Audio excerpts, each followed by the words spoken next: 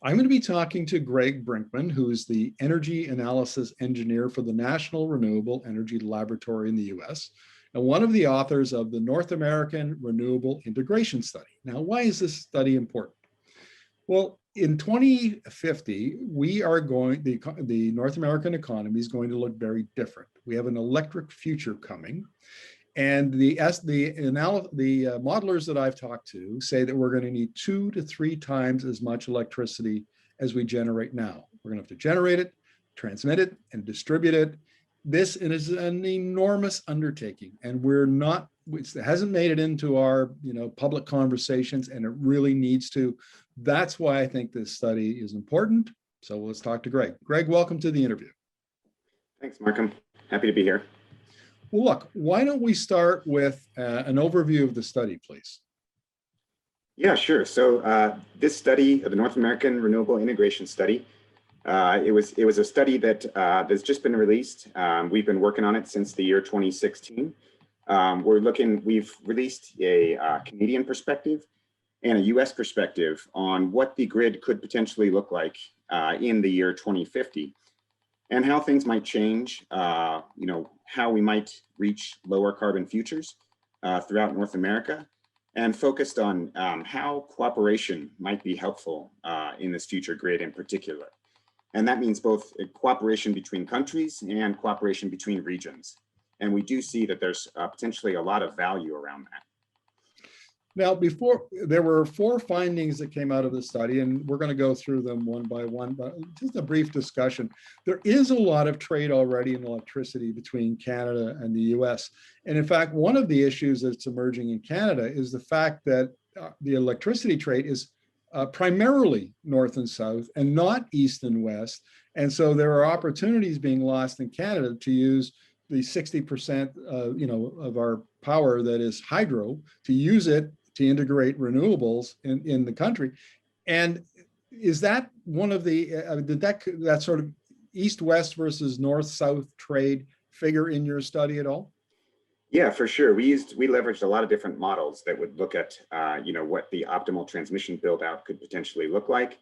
And we definitely see an increase in north-south transmission across the US-Canadian border.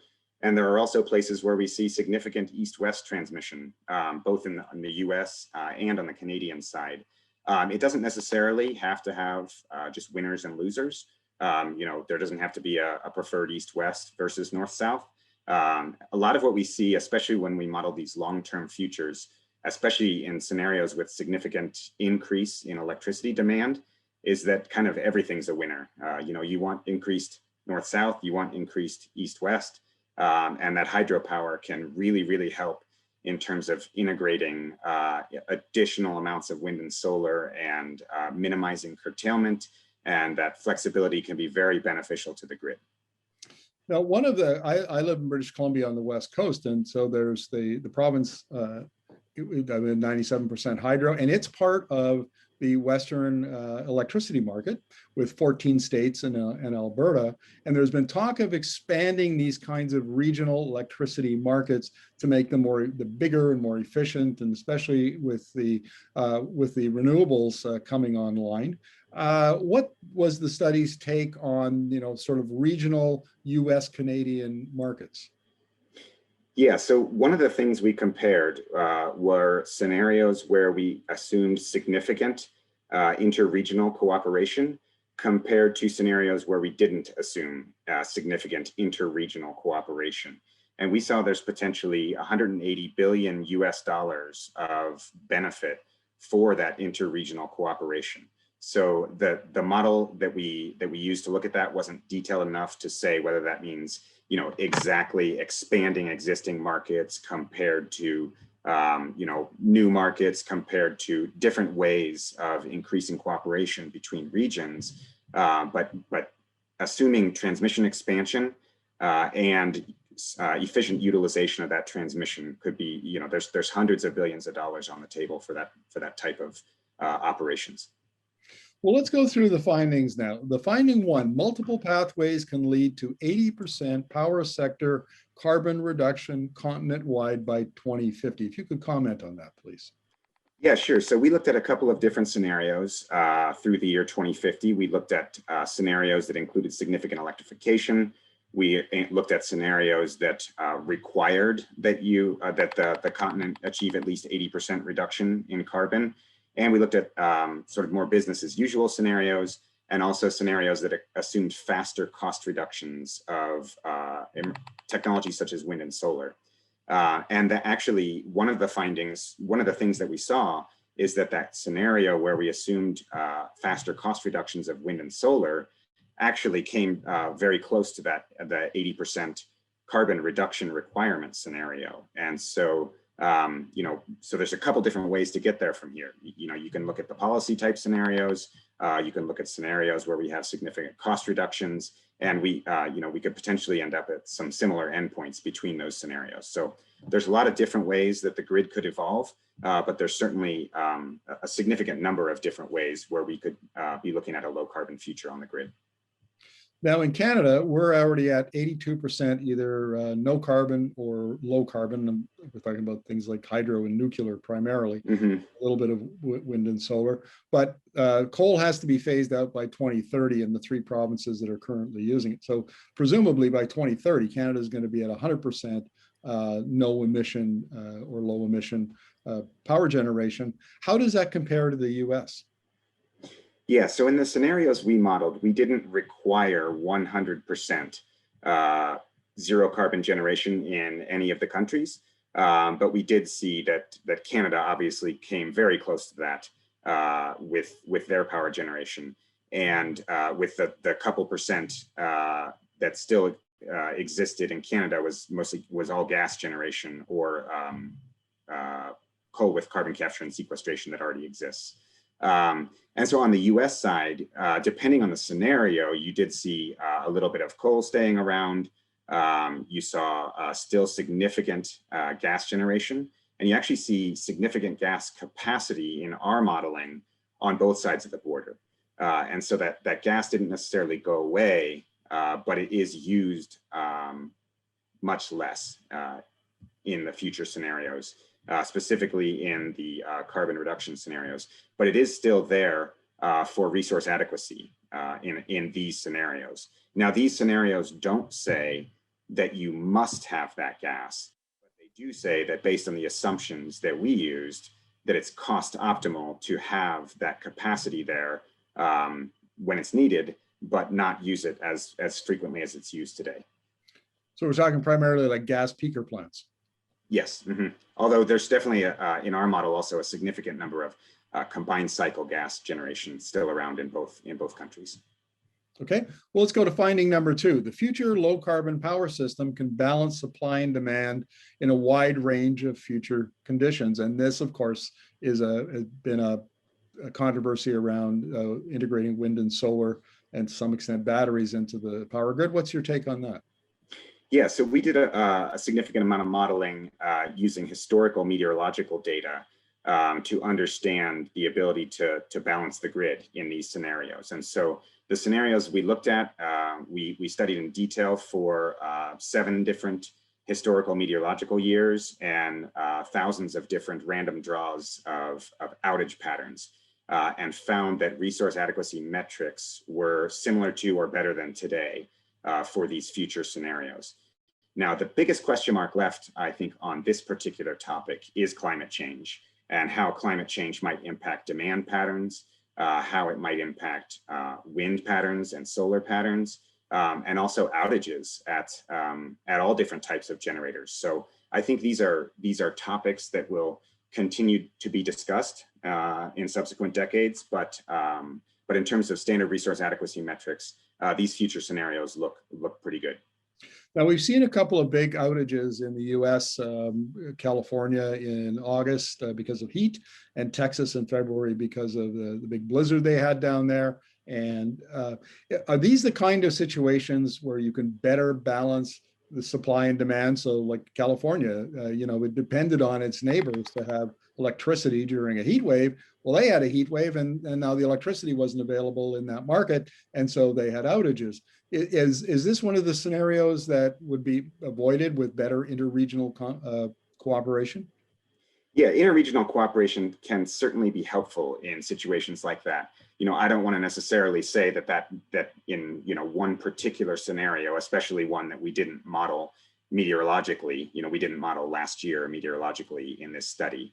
So I don't want to necessarily say that it would help that specific situation, but there's no doubt that interregional transmission can be extremely helpful during situations like that when you have extreme meteorological events in a region.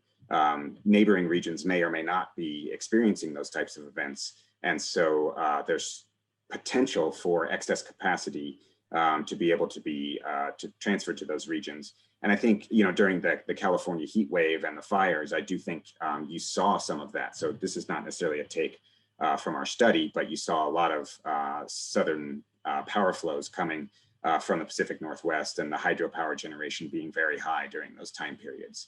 And so you did see a little bit of that in action. Did your study address the issue of transmission capacity as part of this, more interregional cooperation? Because I mean, that's a problem in California. You've got some of the solar is stranded because there isn't enough transmission capacity. Building transmission lines is not easy these days. There's a lot of local opposition.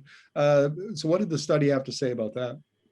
Yeah, so we don't look necessarily at political opposition and things like that, but what we do look at with this study is how much benefit might you be able to get from doing this transmission, and so that's where we see these numbers around cooperation when we compare a scenario where we're extremely constrained in the transmission that we can build and how we can operate it, compared to a scenario where the model's able to build economic transmission between regions. And that's where we see that hundreds of billions of dollars of benefits. And so, that's what's on the table there, really. And there's certainly challenges to building that transmission. But that's what it could potentially be worth, based on what we see in our study. And we do see that it could potentially be worth the most in electrification scenarios, and so moving forward, we might also be looking at higher contributions of renewables than we studied in this study, and we might expect to see more benefit the higher you go also. Well, let's move on to finding number 3, which is interregional and international cooperation can provide significant net system benefits through 2050. Could you explain that, please? Yeah, so I've talked about this a little bit already, that we've kind of run our models with these scenarios that assume that you can't expand the transmission between regions, compared to scenarios where you can, and that's where we see up to $180 billion in benefits to interregional transmission, and so we think that's a pretty key finding. It's a robust finding. We've seen it in other studies. We see it in this study. We see it in a variety of different assumptions and scenarios in this study. So it's not just in the 80% scenario. It's also in the scenario that assumed low cost wind and solar. It's also, we see a lot of benefit in the electrification scenarios. So it's a very robust finding. And in addition, comparing to other studies too, that there's hundreds of billions of dollars of benefit to this interregional cooperation throughout North America. Are there a top 1 or 2 or 3 types of net system benefits, Greg, that you can describe? Yeah, so I think that probably the 2 main benefits are in terms of reducing production cost, or maybe the 3 main benefits. Reducing production cost by generating at the lowest cost generators at any given time, and in a future with high renewables, what that means is potentially reducing curtailment. And so you see the more transmission cooperation and the more expansion of transmission you have, you can reduce the curtailment at any given time, because you can use resources from other regions to serve demand in a different region. And then another potential benefit is resource adequacy, and using transmission to maintain adequacy during a variety of types of conditions. So one obvious one is where you have regions that peak during the winter due to electric heat, and nearby regions that do not peak in the winter, they peak in the summer with air conditioning. you can imagine, connecting those regions with more transmission can help improve your ability to reliably serve demand. Right. Okay. Well, let's talk about finding number 4, which is operational flexibility comes from transmission, storage, and flexible operation of all generator types. What does that mean? So that basically means that, one thing we see in these future scenarios in this study is that there's no one individual type of flexibility that's a sort of magic silver bullet in order to, maintain system reliability in these low carbon scenarios. You see a lot of different forms of flexibility to be able to operate in a wide variety of conditions. And these flexibility options do include, transmission, they include storage, they include flexible operation of hydropower generators, flexible operation of natural gas generators, and a variety of different ways of providing that flexibility to the grid and from the supply side. And so that's what we see a lot of in these scenarios. One thing we didn't dig into in a lot of detail here is how demand side flexibility in a high electrification future might really be able to help the system in terms of being able to reliably serve demand at lowest cost. Now, my take on the American electricity system, Greg, is that utilities and regulators and policymakers have been grappling for a little while now with the complexity of these issues. They've understood that the grid needs to be modernized, that coal needs to be retired and replaced with renewables, which brings in a whole range of other problems. And in Canada, we're not quite there yet. We still we have these mostly vertically integrated, provincially owned utilities that are a little bit behind the curve compared to the US. How important to your outcomes and to your modeling is the fact that the policymakers and the utilities and so on really engage in this process and begin to act fairly quickly because this is going to require enormous change within the system that we've only really just begun. Yeah, so our modeling doesn't necessarily see every institution involved in this, and so we can't necessarily describe the exact benefits of policymaker engagement and things like that. But I would point you back to those those hundreds of billions of dollars that are on the table from cooperation, and we don't necessarily have a take on exactly how policymakers need to engage to access that.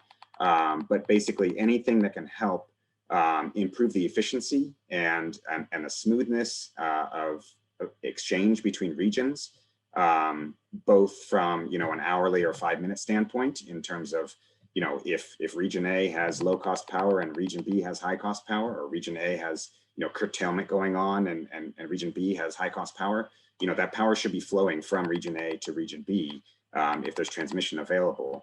And in the future, expanding that transmission certainly could be of significant benefit, and that's where we show that there's a lot of benefit there. And so, the spot where policymakers could engage would be anywhere that can help sort of improve the efficiency of those types of exchanges could potentially be helpful. Whether it's interregional markets or whether it's just improving the ability to exchange power and improving the ability to expand transmission between regions too. Greg, thank you very much for this. Really appreciate your insights. Thanks, Markham. Appreciate the time.